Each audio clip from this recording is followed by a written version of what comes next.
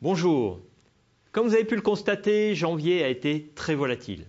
Et malgré un beau rebond en fin de mois, toutes les places boursières ont fini dans le rouge. Alors, pourquoi cette volatilité? Eh bien, surtout à cause de la baisse du prix du pétrole. Les actions ont suivi sa chute. On n'avait pas vu une telle corrélation depuis 20 ans. Mais ce qu'il faut bien comprendre, c'est que cette baisse s'explique surtout par le bras de fer entre l'OPEP et les États-Unis. Car côté demande, c'est en légère croissance. Et puis, il y a la Chine. En janvier, la bourse chinoise a chuté plusieurs fois, entraînant dans son sillage le reste du monde. Du coup, les craintes d'un ralentissement plus marqué que prévu de l'économie mondiale ont refait surface. Mais il faut les relativiser, car les derniers chiffres chinois vont dans le sens d'une stabilisation. Côté taux, c'est plus positif, car les banques centrales ont tout fait pour calmer la tendance. La BCE a réitéré son intention de soutenir la reprise en zone euro, la Fed reste prudente et de son côté, la Banque du Japon est passée en taux négatif. Du coup, les rendements des obligations d'État ont baissé en janvier. Enfin, côté devise, l'euro est en légère baisse face au dollar et le pétrole perd près de 7% sur le mois.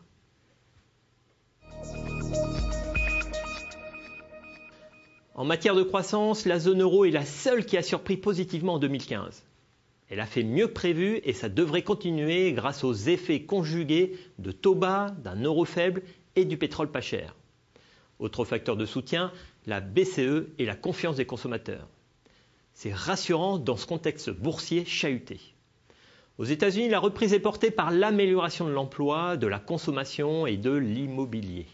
Mais l'industrie souffre à cause de la hausse du dollar, à cause aussi du ralentissement des pays émergents, d'où la prudence de la Fed à relever ses taux en 2016. Côté chinois, c'est toujours aussi compliqué. La Chine ralentit, c'est sûr, mais le mouvement semble bien maîtrisé pour l'instant.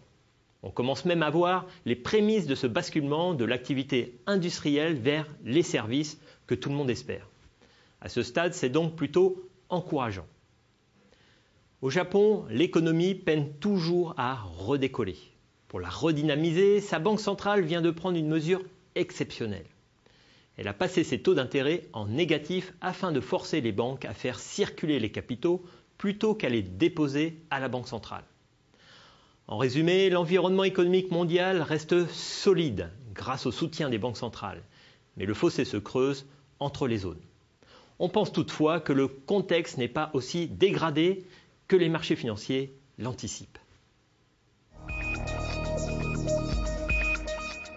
À moyen terme, on préfère toujours les actions aux obligations, et notamment celles des pays développés. Mais on sait que la volatilité va rester élevée et que les marchés ne repartiront pas sans une stabilisation du prix du pétrole. On garde donc nos actions européennes, car elles bénéficient toujours d'un contexte économique et monétaire favorable. On garde aussi nos actions japonaises. Par contre, on n'est plus réservé sur les actions américaines, car elles sont pénalisées par un dollar fort. Côté émergent, le point bas n'est pas encore atteint, prudence donc. Mais on garde nos positions sur l'Inde car c'est le seul pays qui a du potentiel de croissance en 2016.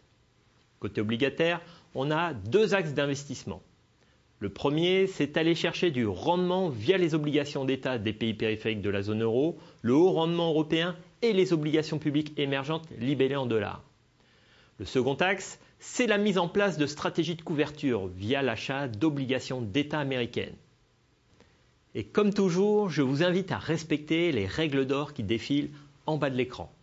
Voilà, merci et continuez de nous suivre sur Internet et les réseaux sociaux. Et rendez-vous début mars.